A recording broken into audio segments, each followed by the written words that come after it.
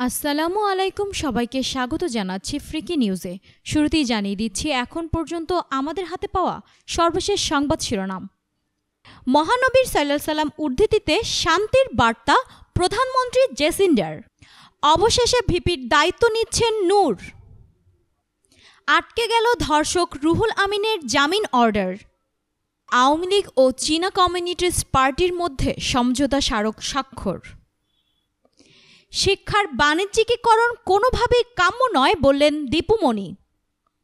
ইরাকের নৌকা ডুবে অন্তত ৬৬ জন নিহত। বিস্তারিত প্রতিবেদনে তাই শেষ পর্যন্ত আমাদের সঙ্গে থাকার জন্য অনুরোধ রইল। মহানবীর সাল্লাল্লাহু আলাইহি সাল্লাম উদ্ধৃতিতে শান্তির বার্তা প্রধানমন্ত্রী জেসিন্ডার। গত শুক্রবার নিউজিল্যান্ডের ক্রাইস্টচার্চের হামলায় শোক প্রকাশ করে আজ আল নূর মসজিদের কাছে হেগলি পার্কে কয়েক হাজার মানুষ সমবেত হয়েছেন। সেখানে যোগ দিয়েছেন প্রধানমন্ত্রী জেসিন্ডা আরডার্নও। তিনি মুসলিম সম্প্রদায়ের প্রতি সংহতি প্রকাশ করে তাদের উদ্দেশ্যে বলেন, নিউজিল্যান্ড আপনাদের দুঃখে ব্যথিত, আমরা সবাই এক। এর আগে মহানবী হজরত মুহাম্মদ সাল্লাল্লাহু আলাইহি সাল্লামের উদ্ধৃতি দিয়ে প্রধানমন্ত্রী জেসিন্ডা বলেন, পারস্পরিক উদারতা, সমবেদনা এবং সহানুভূতিতে বিশ্বাসীরা একটি শরীরের মতো। যখন শরীরের কোনো একটি অংশ ব্যথা পায় তখন পুরো শরীর সেই ব্যথা অনুভব করতে পারে। ক্রাইস্টচার্চের হামলায় এক সপ্তাহ পর আজ সেখানকার বেশিরভাগ নারীই মাথায় হিজাব পরে নিহতদের স্মরণ করছেন। আজ জুমার নামাজ পড়িয়েছেন ইমাম গামাল ফৌদা। তিনি বলেন, কয়েক লাখ মানুষের মনে আঘাত দিয়েছিলেন হামলাকারী, কিন্তু আজ ওই একই স্থানে আমি ভালোবাসা এবং সমবেদনা দেখতে পাচ্ছি। তিনি বলেন, আমাদের মন ভেঙে গেছে কিন্তু আমরা ভেঙে পড়িনি, আমরা বেঁচে আছি, একত্রে আছি। কাউকে আমরা নিজেদের মধ্যে বিভেদ সৃষ্টি করতে দেব না। গত সপ্তাহে আল নূর মসজিদে ভয়াবহ হামলা থেকে বেঁচে গিয়েছিলেন ফৌদা। আজ ক্রাইস্টচার্চ হামলার এক সপ্তাহ পূর্ণ হলো। গত শুক্রবার ক্রাইস্টচার্চের ২ মসজিদে হামলার ঘটনায় কমপক্ষে ৫০ জন প্রাণ হারায়, আহত হয় আরও বহুজন। মসজিদে বন্দুকধারীর অতর্কিত হামলায় শোকের ছায়া নেমে আসে নিউজিল্যান্ডে। ওই হামলার পর প্রধানমন্ত্রী জেসিন্ডা আরডার্ন এই দিনটিকে দেশের ইতিহাসে কালো অধ্যায় বলে উল্লেখ করেন। হামলার এক সপ্তাহ পর আজ স্থানীয় সময় শুক্রবার জুমার নামাজ আদায় করেছেন মুসল্লিরা। এ সময় মুসলমানদের সঙ্গে সংহতি প্রকাশ করে স্থানীয় সময় দুপুর ১:৩০টার দিকে আজান এবং জুমার নামাজ রাষ্ট্রীয় টেলিভিশন এবং রেডিওতে সরাসরি সম্প্রচার করা হয়েছে। একই সঙ্গে রাষ্ট্রীয়ভাবে হতাহতদের প্রতি শ্রদ্ধা জানিয়ে ২ মিনিট নীরবতা পালন করেছে নিউজিল্যান্ডের মানুষ। এছাড়া ক্রাইস্টচার্চের হামলায় নিহতদের প্রতি শ্রদ্ধা জানিয়ে আজ দেশটির প্রধান জাতীয় দৈনিকগুলোর প্রথম পাতায় ছাপা হয়েছে আরবি শব্দ সালাম, যার অর্থ শান্তি। মুসলিম সম্প্রদায়ের লোকজন একে অন্যকে সালাম প্রদানের মাধ্যমে জানান যে আপনার ওপর শান্তি বর্ষিত হোক। নিহত মুসল্লিদের স্মরণ করেই নজিরবিহীন এই পদক্ষেপ নিয়েছে পত্রিকাগুলো। সালাম শব্দের পাশাপাশি পত্রিকাগুলোতে নিহতদের নামও ছাপানো হয়েছে। পত্রিকার প্রথম পাতায় উপরে রয়েছে সালাম এবং নিচেই নিহতদের নাম। অবশেষে ভিপির দায়িত্ব নিচ্ছেন নূর। অনেক জল্পনা কল্পনার অবসান ঘটিয়ে অবশেষে আগামী শনিবার ডাকসুর ভিপির দায়িত্ব গ্রহণ করছেন নুরুল হক নূর। বৃহস্পতিবার নূরের একাধিক ঘনিষ্ঠজন এই তথ্য নিশ্চিত করেছেন। ঢাকা বিশ্ববিদ্যালয়ের সিনেট ভবনে নবনির্বাচিত ডাকসু নেতাদের নিয়ে কার্যকরী সভা অনুষ্ঠিত হবে আগামীকাল শনিবার বেলা ১১টায়। এই সভাতেই ডাকসুর নির্বাচিত নেতাদের সঙ্গে ভিপির দায়িত্ব গ্রহণ করবেন নুরুল হক নূর। গত ১১ মার্চ ডাকসু নির্বাচন অনুষ্ঠিত হয়। নির্বাচনের দিন দুপুরে নানা অনিয়মের অভিযোগ তুলে অন্য ৪টি প্যানেলের সঙ্গে নির্বাচন বর্জন করে কোটা সংস্কার আন্দোলনের সংগঠন বাংলাদেশ সাধারণ ছাত্র অধিকার সংরক্ষণ পরিষদের প্যানেল। নির্বাচনের ফল ঘোষণায় ডাকসুর প্রধানতম ভিপি প্রার্থী ছাত্রলীগের কেন্দ্রীয় সভাপতি রেজানুল হক চৌধুরী শোভনকে ২০০০ ভোটের ব্যবধানে পেছনে ফেলে ভিপি নির্বাচিত হন নুরুল হক নূর। নির্বাচন বর্জন করার পর ভিপি হিসেবে নূর দায়িত্ব নেবেন কি না সে বিষয়ে প্রশ্ন ওঠে। এই প্রশ্নের উত্তর নুরুল হক নূর নিজেই দেন। ১২ মার্চ পুনরায় ডাকসুর দাবিতে অনশন করা শিক্ষার্থীদের সঙ্গে সংহতি জানাতে গিয়ে নূর জানান, তিনি ভিপি পদ ও তার প্যানেল থেকে বিজয়ী আক্তার হোসেনের সমাজসেবা সম্পাদক পদ বাদে ডাকসুর বাকি ২৩ পদে নির্বাচন চান। পুনরায় নির্বাচনের দাবিতে নূর আন্দোলন করবেন বলেও ঘোষণা দেন। এরপর ১৬ মার্চ নূরসহ ডাকসু ও হল সংসদের নেতারা প্রধানমন্ত্রী শেখ হাসিনার সঙ্গে সৌজন্য সাক্ষাতে যান। পরের দিন 17 মার্চ সংবাদ সম্মেলন করে ডাকসুর নির্বাচিত ভিপি নুরুল হক নূর সবগুলো পদে পুনরায় নির্বাচন চান বলে ঘোষণা দেন। নুরুল হক নূরের এমন দ্বিমতের কারণে ডাকসুতে তিনি দায়িত্ব নেবেন কিনা সেটা নিয়ে সংশয় বাড়তে থাকে। বক্তব্য স্পষ্ট করতে বললে নূর সাংবাদিকদের বলেন, দায়িত্ব গ্রহণের বিষয়টি আমি সাধারণ শিক্ষার্থীদের উপর ছেড়ে দিচ্ছি। তারা যদি আমাকে দায়িত্ব নিতে বলে তাহলে নেব। অপরদিকে আটকে গেল ধর্ষক রুহুল আমিনের জামিন অর্ডার। নোয়াখালীর সুবর্ণচর উপজেলায় গৃহবধূকে দল বেঁধে গণধর্ষণের ঘটনার মূল হোতা আওয়ামী লীগ নেতা রুহুল আমিন জামিন পাওয়ায় হতবাক হয়েছে নির্যাতনের শিকার পরিবার। একই সঙ্গে রুহুল আমিনকে যেন জামিন দেয়া না হয় সেজন্য আদালতের কাছে অনুরোধ জানিয়েছেন গণধর্ষণের শিকার গৃহবধূ ও তার স্বামী। ধর্ষণের ঘটনার মূল হোতা রুহুল আমিনকে হাইকোর্ট 1 বছরের জামিন দেয়ায় আমরা হতবাক হয়েছি উল্লেখ করে মামলার বাদী গৃহবধূর স্বামী সিরাজ মিয়া বলেন, আমরা হতবাক। কিভাবে তাকে হাইকোর্ট জামিন দিলেন আমরা জানি না। এর চেয়ে বড় কষ্টের আর কি আছে? এত বড় অপরাধী কিভাবে জামিন পেল? সিরাজ মিয়া বলেন, রুহুল আমিন জেলে থাকা অবস্থায় তার সাঙ্গপাঙ্গরা নানা ধরনের হুমকি দিয়ে আসছে আমাদের। এখন শুনছি জামিন পেল রুহুল আমিন। কারাগার থেকে রুহুল আমিন বের হয়ে এলে তো আমাদের অবস্থা আরও খারাপ হয়ে যাবে। আমরা শেষ। কোথায় যাব? কার কাছে যাব আমরা? নির্যাতনের শিকার গৃহবধূ বলেন, এত কিছু করে কি হলো? ধর্ষক রুহুল আমিন তো জামিন পেয়েই গেল। এতদিন তার সাঙ্গপাঙ্গরা আমাদের হুমকি দিয়ে আসছিল। এখন রুহুল আমিনও জামিন পেল। এখন আমি কোথায় যাব? কে দেবে আমার নিরাপত্তা? কোথায় যাব আমি? কি হবে আমার? গৃহবধূর মামলা পরিচালনাকারী নোয়াখালী জজ কোর্টের আইনজীবী রবিউল হাসান পলাশ বলেন, 18 মার্চ গোপনে হাইকোর্ট থেকে 1 বছরের জামিন নেন রুহুল আমিন। বিষয়টি আমরা আজকে জানতে পারলাম। এ বিষয়ে লিভ টু আপিল করব আমরা।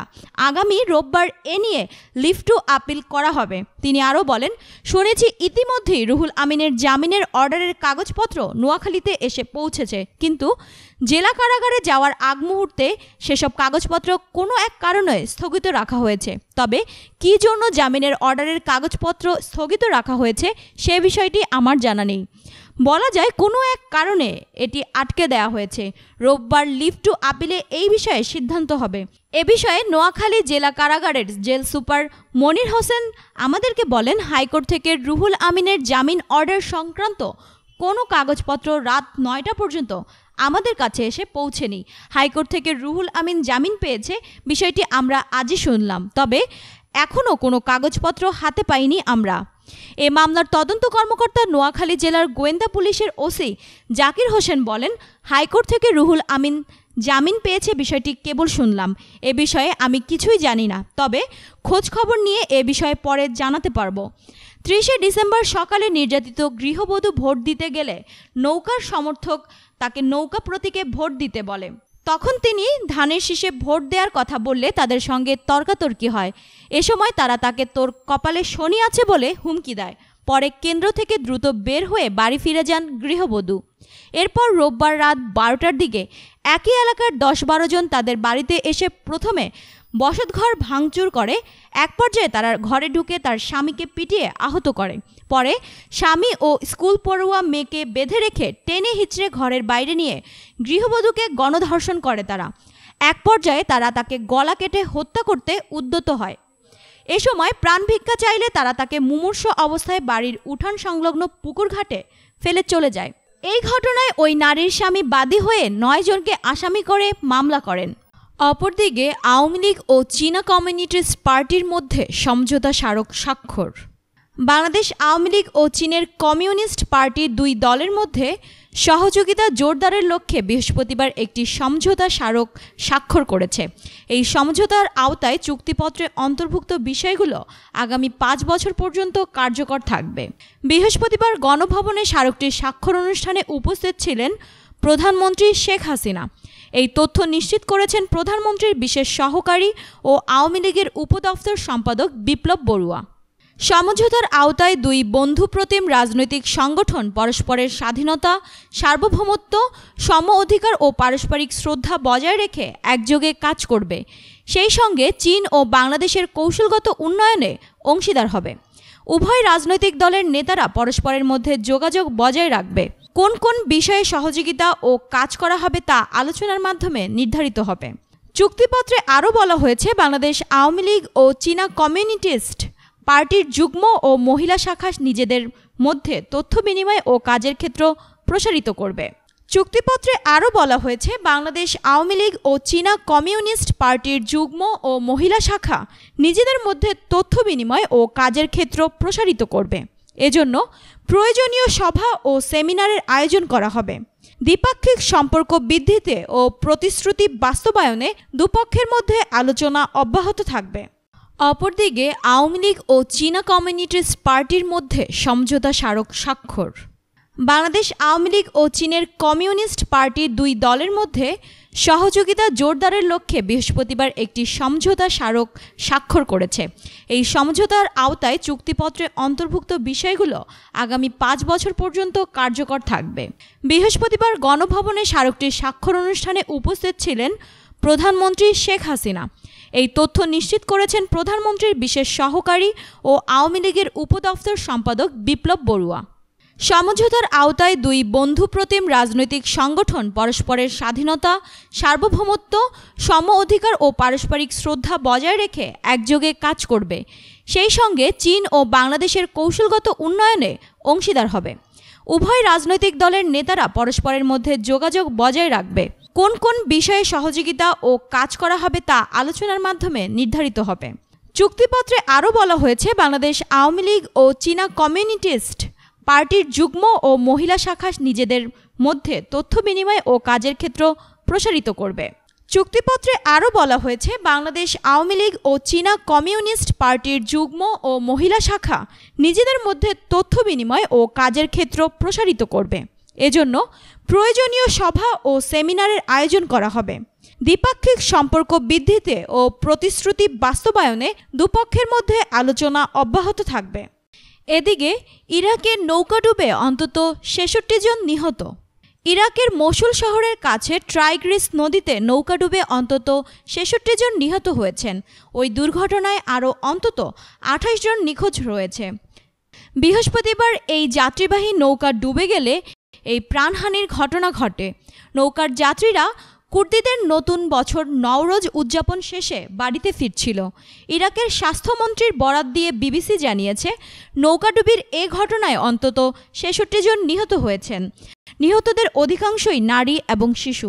ওই নৌকাটিতে প্রায় 200 জন যাত্রী ছিল। তারা সবাই নওরোজ উদযাপন শেষে বাড়িতে ফিরছিলেন। ইরানে এই দিনটিকে ফার্সি নতুন বছর হিসেবে উদযাপন করা হয়।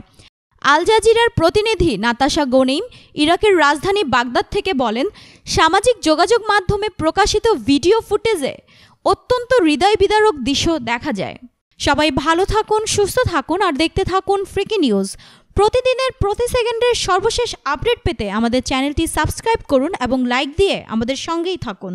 এতক্ষণ ফ্রিকি নিউজের সঙ্গে থাকার জন্য ধন্যবাদ।